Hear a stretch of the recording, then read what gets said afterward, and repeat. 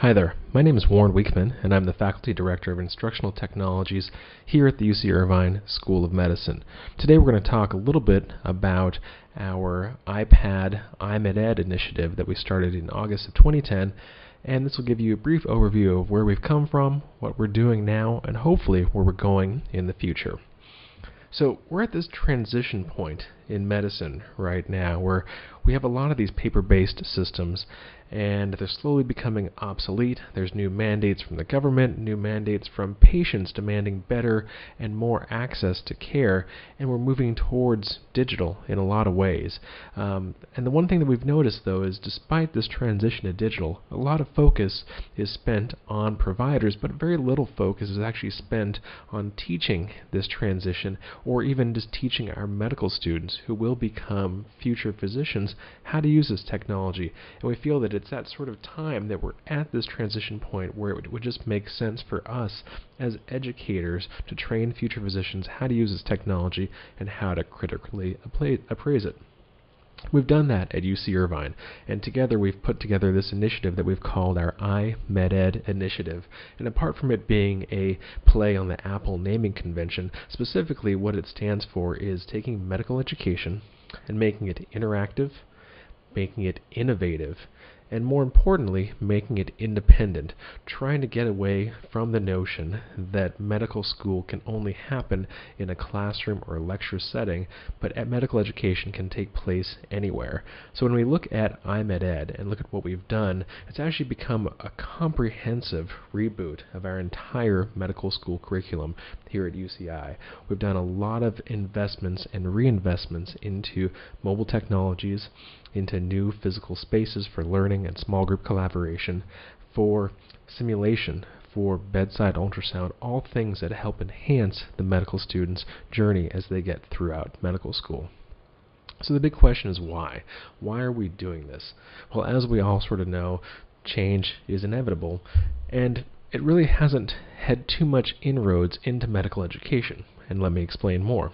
If you look back at the way medical education is taught, or has been taught, not much has changed since the time here of this painting in 1632 by Rembrandt. Fast forward a little bit further, 1902, surgery demonstration, same sort of setup, and looking at closer, even today in a modern medical school, not much has changed in the way that we teach medicine. You have one person in the front of the class, or a small group of people in the front of the class that have the knowledge base, and they're imparting that knowledge to students who are listening. Again, it's a very didactic model, but at the same point, it's something that's very old, hundreds of years old, but possibly, just think possibly, are there better ways that we could approach this?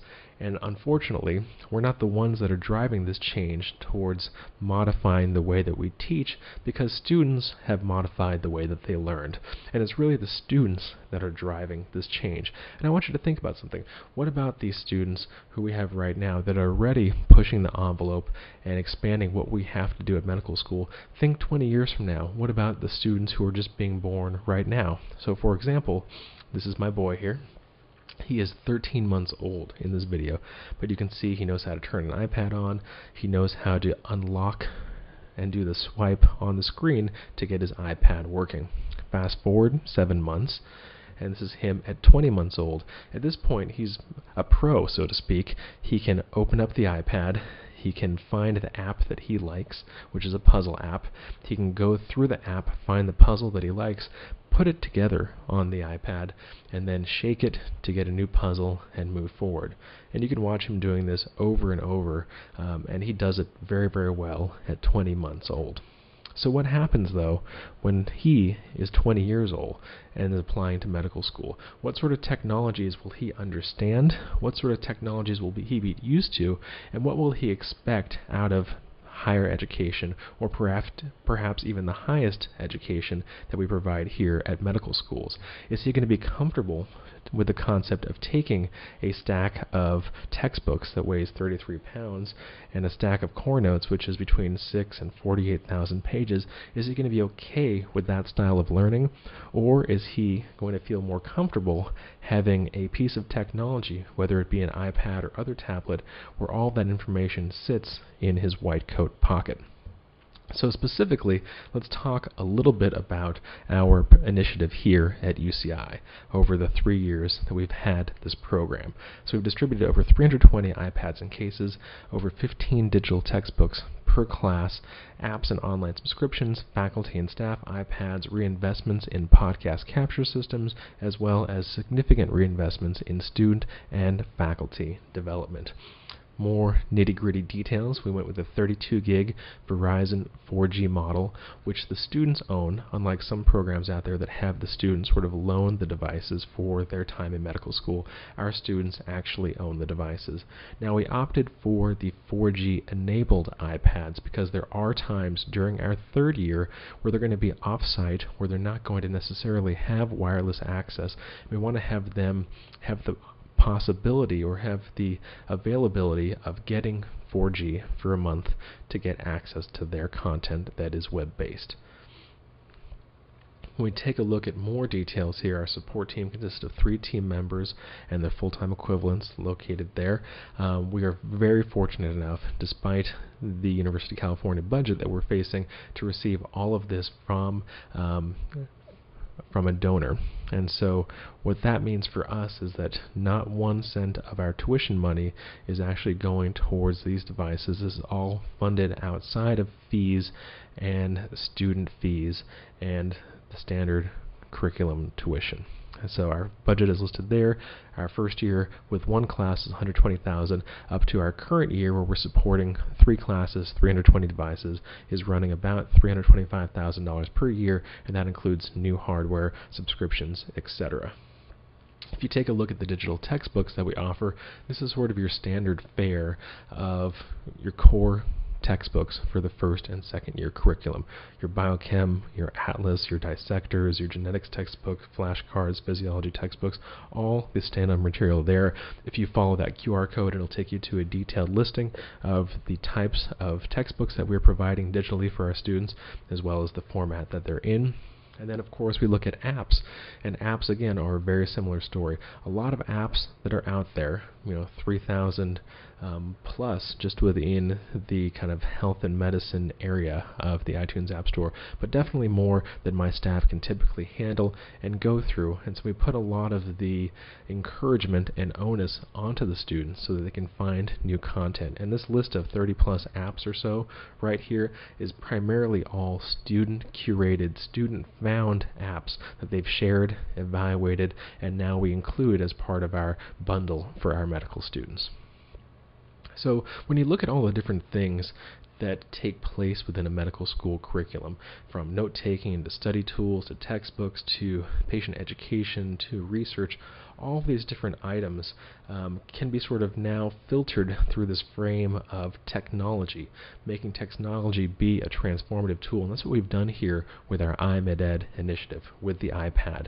And so we sort of have put this into 4 main categories of creating immersive learning environments, giving student ownership to the curriculum or of the curriculum, rethinking our clinical experience, and building this core competency in technology that we've never really had before, but is sort of the future direction of where we need to go with this curriculum. So the big question or criticism that we often get about the iPad program is, how good is the iPad for taking notes? First and second year, there's a lot of didactics, right? We talked about that before, that hasn't changed in the past couple of 100 years. So how good really is the iPad at taking notes? Well, all philosophical discussions aside about didactic versus Socratic methods of teaching, let's take a look at this.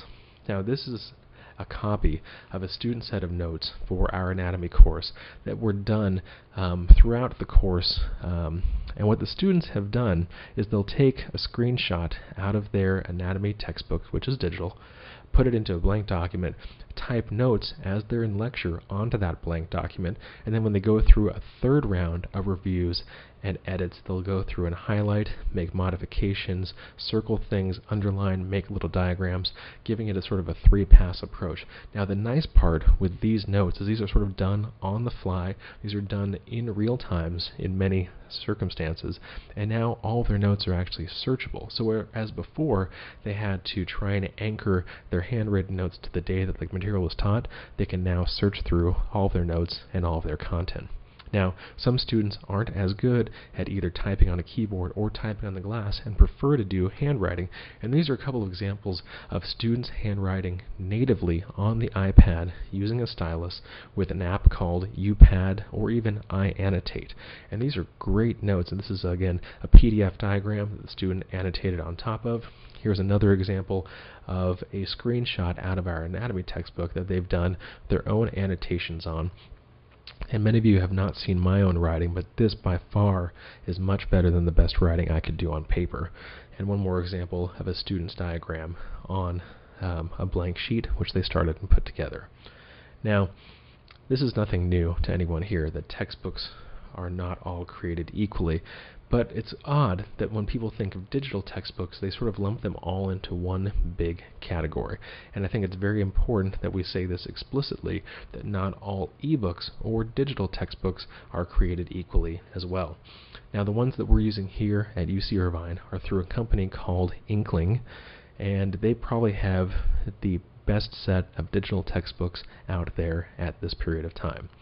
Instead of doing a simple digital recreation of the textbook, they've actually gone the extra step of kind of breaking apart the textbook and rebuilding it so each textbook becomes its own interactive, immersive learning environment. It's no longer just a scanned PDF that you can make notes on top of. It's something that integrates all the different areas of multimedia in there. You can click on diagrams, blow those up, shrink them down. You can highlight, as you can see here. You can annotate. All of those highlights and annotations are now separately searchable. You can make comments that are posted for just yourself or for general posting that can be shared amongst any user of the textbook. You can actually go through and have videos embedded in here that have diagrams for physical examination. You can have audio clips. There's quizzes within these material. Just a lot more than just a plain textbook. And really that's the direction that we tend to be going here. Now, we've also found that a lot of times students are using this technology, the mobile technology, to enhance and improve existing study habits. One of the most easy and common ones that we've done are just improving our podcasting infrastructure. Now, we do lecture capture of all of our lectures here, and that sort of led a number of faculty to think about doing dedicated podcasts for their material. This is an example of one of our podcasts for pharmacology that sort of goes off of the Khan Academy style, very short sessions, very focused sessions that are done as sort of a screen capture with some sort of annotation or drawing on top of that are then posted for the students to use and to learn. Another example here is we post a lot of our content up on iTunes U that's publicly searchable, so that anyone who has an iPad or iPhone or even iPod Touch can automatically download that content, have it synced to their device, so they always have it at their fingertips. Another thing that's common with our students is they're using technology to explore new venues of learning. Now, a lot of them simply didn't use flashcards before because it was kind of tedious to make flashcards. It was also very difficult to carry around a stack of 200 to 300 flashcards per class. That was just more bulk adding to that 33 pounds of textbooks. Now, with this app called Anki, A-N-K-I, they can put together collaborative sort of shared flashcard decks and share them amongst the class, and they do sort of a co-op style where they work together at building comprehensive decks for each class. The nice thing about this app as well is that at the bottom of the screen there you can see that it has a way to grade the difficulty of the question or the degree of understanding of the content, so that material they don't know as well comes at them more frequently until they learn it better. Another good examples of what students have done are the fact that they get used to using very interactive, very detailed, very sort of non-linear learning tools. And this is an example of what a group of students did over their summer break. They took the classic glucose metabolism Krebs cycle pathway, which is a very large 2D diagram, put it into Prezi as an interactive, clinically oriented piece that they can now work with and study from. The students in biochemistry use this for studying to add to their curriculum already, but it gives them a much more comprehensive and detailed approach to how they can approach the material. And again, this was all done by students because they sort of had that need to have more engaging content, and they went out and created it on their own. Another example here of what assessment looks like within the textbooks. This is one of our anatomy atlases, and you can see that the standard callouts that you're used to seeing in an anatomy textbook can easily be replaced with drop pins and sort of a quiz-like functionality that the students, if they have 2 to 3 to even 5 minutes, they can open up their iPad, check their email, go to the anatomy app, quiz himself on a diagram, and that's it. They no longer have to bring 3 or 4 different atlases with them to study. They can now study in a matter of minutes and really reinforce some of those concepts they wanted to learn. Now, the big thing about having the device and about having a mobile technology is the students are citing portability as one of the main and biggest strengths of this curriculum. And so they can really study wherever and whenever they want. They don't need to really carry around that giant stack of textbooks as you see here. So we can take a look at this and how it applies in our cadaver lab, or in our anatomy lab. We have 12 dedicated iPads at each one of the dissection stations that are fully loaded with all of the same content and textbooks that the students have on each one of their iPads. They're synced up to Dropbox so the students can then share their notes from their iPad to these anatomy iPads so they don't have to get their devices dirty in a sort of wet lab environment. Now you can see the very fancy case that we're demoing here. This is just a Ziploc bag, and that's probably the cheapest and easiest way to keep these iPads clean in a sort of wet lab setting. Another great example is in our microbiology lab, where the students can actually opt to bring their own iPads in. We have a dedicated iBook for this lab, and this has built-in quizzing functionality as well that the students can use to complete their lab. But we're doing a lot more in these sort of wet lab environments so that the students have continuity between what they're used to studying and learning with and what they're actually doing by hand. Another great example, too, is when we talk about patient education. Oftentimes, patient education has been relegated to a med student going into a room, doodling on a piece of paper, and hoping that the explanation made sense. Now, on their iPad, they have such tremendous tools, such as these by a company called DrawMD, where they actually put together meaningful diagrams and detailed diagrams that are easy for patients to understand and much easier to convey what's going on to the patient. Now, this opens up a new doorway for us because it really puts a lot of the focus on how do we teach students how to educate, how do we teach them on teaching patients, and I think this is an important area that we're going to talk about in a little bit here. Another app that does a very similar job is this one called a company called GIFpad, and this one does the same sort of basic functionality that DrawMD does. However, it adds this element of video and audio recording on top of that, so that in theory a student could walk a patient through describing their procedure. It can then be emailed to that patient so they can review it at a later time. We've heard of great examples of this by physicians in like oncology clinic environments or other clinical environments where they use this HIPAA compliant server to provide more information to their patients. We haven't explored that here at UCI yet with the emailing of content to patients, but what we're using it for here on our own is to create a recorded sort of student portfolio of patient education, which they can go through and use, and our faculty can use to sort of build their teaching skill set. So we kind of talked about these main areas, and I wanted to focus a little bit more on this concept of student ownership of the curriculum. And a great quote from a very bright individual, Dr. J. Parkinson, who said, "Medical culture is not only uncreative, it is anti-creative." And we want to sort of prove that differently here at what we've done at UCI.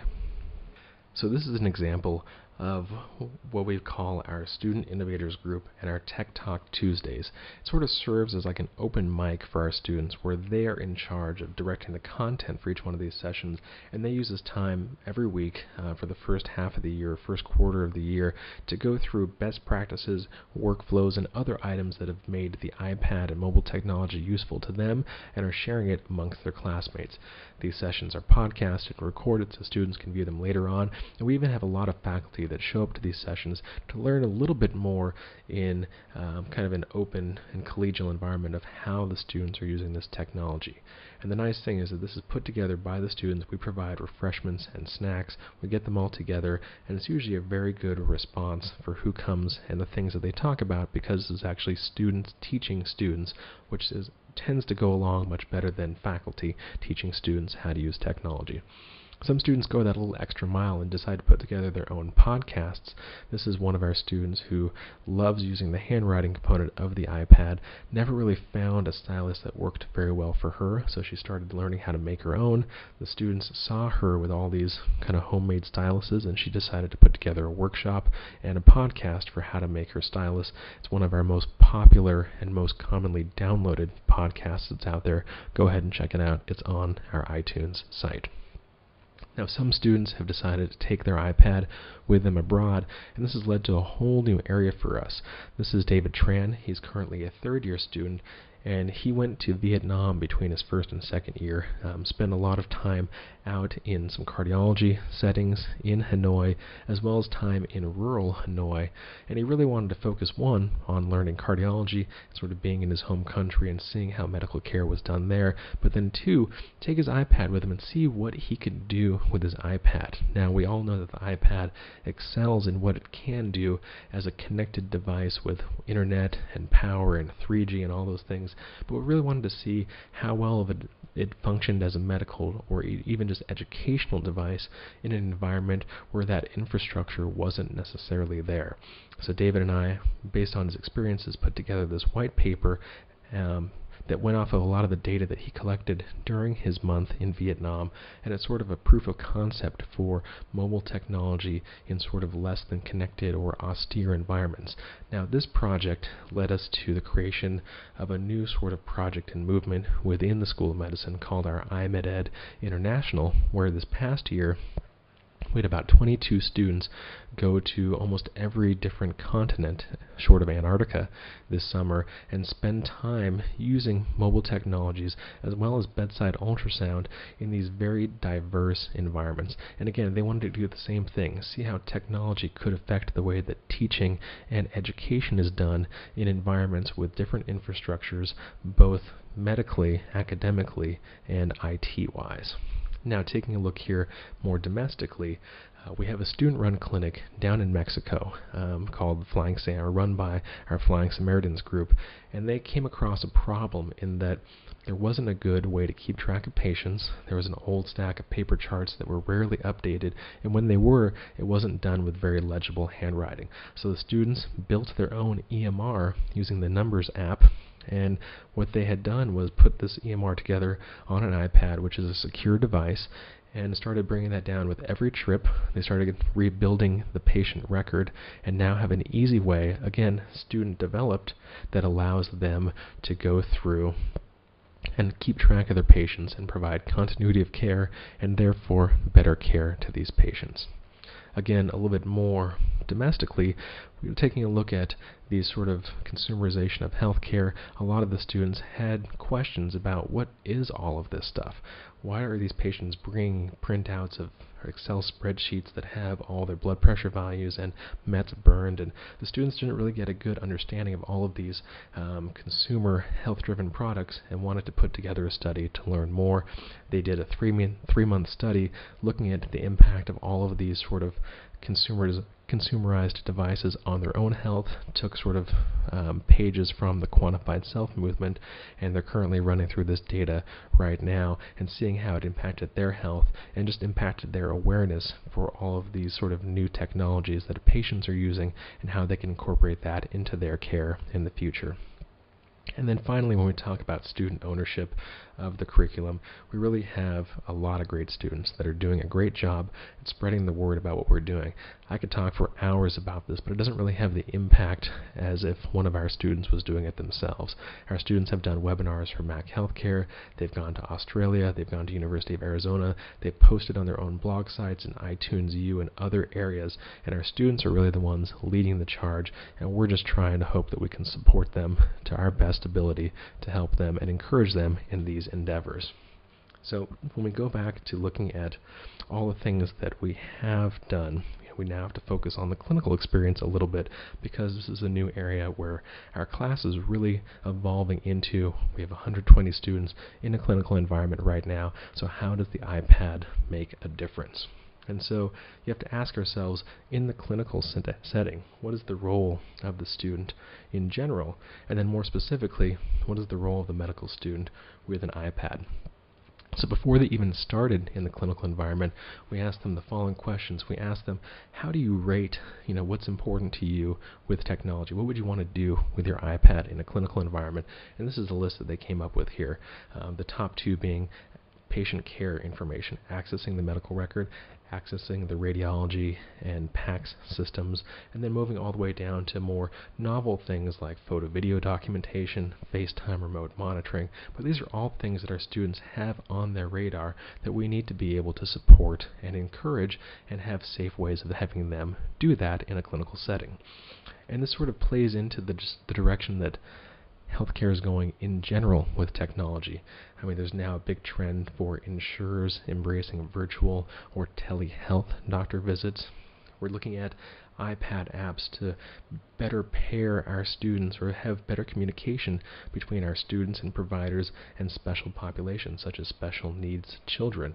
And we have anecdotally a handful of really great and inspiring stories about the iPad and its use on pediatrics, or the iPad and its use on just a regular ward service, using it as a communication tool between patients that normally don't have the best access or best ability to communicate with its healthcare providers. And by far probably the most important thing is this concern from the general public. Again, minus the typo in the title here from the Associated Press, but does technology sort of now disrupt this classic physician-patient interaction? Does it now become a three sort of person interaction, physician, patient, and technology? And if so, how do we minimize or mitigate technology as sort of overbearing that classic interaction? And so our students are concerned about this too. We thought, will the iPad be a distraction in my clinical rotations? And again, 43% had a concern just in general that it could. And at the same point, they thought it would simultaneously make them more efficient in their clinical rotations. But the fact that it's a distraction is, on everyone's mind. And more importantly, when we start looking at, when we ask the students, will patients have a good impression? Will faculty have a good impression of you with the technology? There's still about 14-15% that are unsure of the perceptions of the students with the technology. So I think it's important for us to think about clinical experiences with students through this frame, because it makes a big deal for how they actually use the technology if they think that 15% of the time faculty or patients may not want them to use that technology. And so what we're doing now in our third year, and even first and second year, in our standardized patient encounters, or our OSCE exams, we've included modules where they have to use their iPad and do patient education. So kind of hitting on the points where I spoke before, but instead of just having them tested on how well they can use the iPad, we're sort of funneling it through this framework of what we call mobile technology etiquette. And so, again, going back to that sacred physician-patient interaction, we're trying to encourage our students how to introduce or incorporate technology well without it becoming the overbearing or obvious or even distracting piece of that interaction. If you go to our website here, you can take a look at our sort of checklist. These are sort of 15 questions that we have our students ask themselves as they go through an encounter to help keep them mindful of technology. We also have our standardized patients who are doing the evaluations on our students go through this checklist as well to help ensure that they're doing a good job of maintaining that relationship with the patient and not having technology play too big of a role. And of course, this further leads on to this concept of core competency in technology. And when you think about your medical students, by the time they graduate, a lot of them have to answer, they have very different answers to the questions. At our institution, by the time they graduate, or by the time they even hit their third year, they have to be trained in 3 different EMRs, 3 different PACS systems. A lot of them are unsure about HIPAA compliance. A lot of them are unsure about patient-driven social networks like Diabetes Mind or Chronology. A lot of them have no concept of some of these Health 2.0 items such as, personal genomics, quantified self-movement, healthcare, social media on Twitter. And I think it's important that we start teaching these concepts early, because when they graduate, they're going to be exposed to them on a day-to-day basis. And I think we're doing them a disservice by not even bringing it up until they're actually faced with it in a real-world encounter. So when we talk a little bit more about well, why is this important? Why should we take very important time out of the curriculum now to talk about it? Just take a look at HIPAA compliance, for example. There's still a good amount of students who are not as comfortable with these concepts on their smartphone, on their iPad, on their laptop, and these are our students who have heard it from us day in and day out about the importance of patient safety with technology, and that's still 25, 19, 24%. Even USB drives and email, 22, 10%, there's still a lot of valid concerns by our students, and that tells me that we're not doing a good enough job of teaching the why and how when it comes to security and even just technology in a clinical environment in general. So again, if you think about all these different things that sort of fall under this sort of IT umbrella, EMR, e-patients, social media, medicine, and healthcare 2.0, they have to learn all of these different aspects on top of learning how to be a physician, and that really creates a problem, or sometimes it even just highlights this deficiency that we have in medical education. And so what we've done here at UC Irvine, coming up here in the in a few weeks now, in the latter part of September, we're putting together this Health 2.0 and Digital Literacy elective. It sits on top of the current curriculum. It's sort of an opt-in. It's going to be all web-based for didactics and then small group sessions, but we're going to focus on these key areas of what is Health 2.0, what is digital literacy, or what are we calling digital literacy, and then focusing on topics such as Web 2.0, safe social media practices, how to develop your message, app development, content creation for physicians. We're going to talk about how to curate the web. What do you do as a physician when a patient brings a printout from a website that's obviously not from a vetted source? Do you even know how to vet that material if it's not from eMedicine or Medscape or other sites like that? How do you educate yourself, and how do you educate your patients about what is good web content? And more topics such as e-patients, patient empowerment, proactive preventative care, patient care and technology at the bedside, remote monitoring and telemedicine, all these different aspects that will play an important part in the way they practice in the next 5 or 10 years, we're talking about now in their first and second year, just to keep them aware, keep their eyes open, keep it on their radar as they go through medical school. And again, when we talk about all of this, the big question that we always get, sounds interesting, does it work?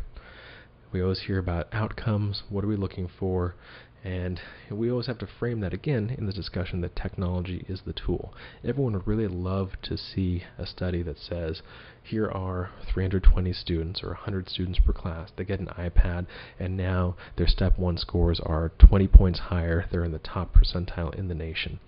Again, I'd love to see that data. I don't think it'll ever exist because all these things, education, performance, are so multifactorial.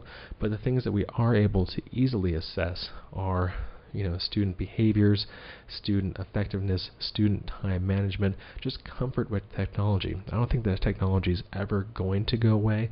I don't think mobile technology is ever going to go away. I think it's going to be an integral part of how medicine is practiced. And I think if we use comfort level, ability, sort of nimbleness with the technology as a marker, then that can help direct us in how we're teaching this and why we're teaching this, and even if we should continue to teach this in the curriculum. So just basic stuff between our first and second years.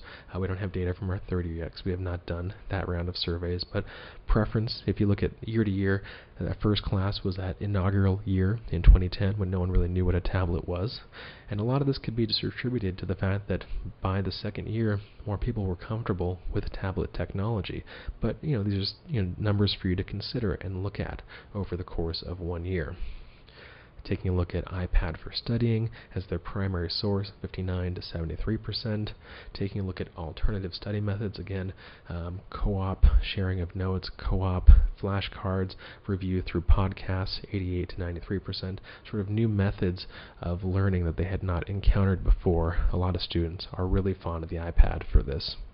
And then saving time in their studies, 74 to 88%. This is sort of that general rule of just being more efficient in how they can study. And then when we talk about format do they prefer to study with, this is sort of standard across the year. There's still about an even third split, sometimes a little bit more than that, between paper, iPad, and just other technology resources. At the same point, I'm okay with that. I think for me and for my team to require or sort of mandate that everyone use their iPad for studying is almost as silly as us to say the only way you can learn medicine is to sit in a classroom.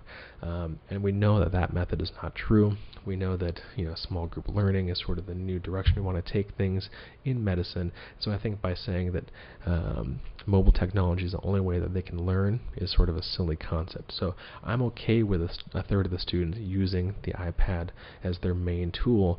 But this is not an all or none sort of equation. People that take paper notes still use their iPad later on for review, still use it for clinical reference, still use it for listening to podcasts, and I think those are all valuable skills that they're comfortable with and just know how to do.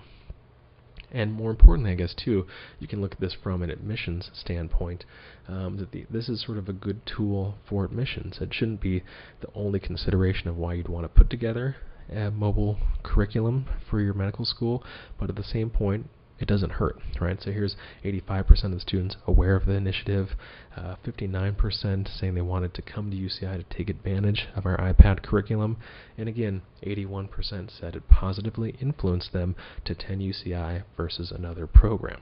So again, it shouldn't be the main point of consideration for putting a pilot or putting a program in place, but at the same point it helps. The more support you can get from different divisions within your medical school, support from admissions is always a very valuable piece of the support puzzle, especially when dealing with an initiative that may cost money to the school, so something good to think about as well.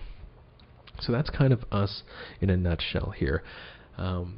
All these different facets of medical education that we've sort of filtered through this concept that technology is a transformative tool. We didn't expect all of this to happen. We hoped just to have a successful iPad rollout and keep it going for several years. We didn't think about all the different ways that it would impact and reform our curriculum, but it really has sort of been the catalyst for us to completely reboot and revamp our curriculum. And with that, I do want to say, again, thank you for your time. My contact information is listed here, email address. I'm on Twitter. I do have a blog that I keep, teachnology.tumblr.com, that highlights articles and some commentary on this focus on technology in healthcare and technology in medicine and technology in education. So please check that out if you have some time. If you have any questions, email me, reach out to me, and I appreciate your time. Thank you very much.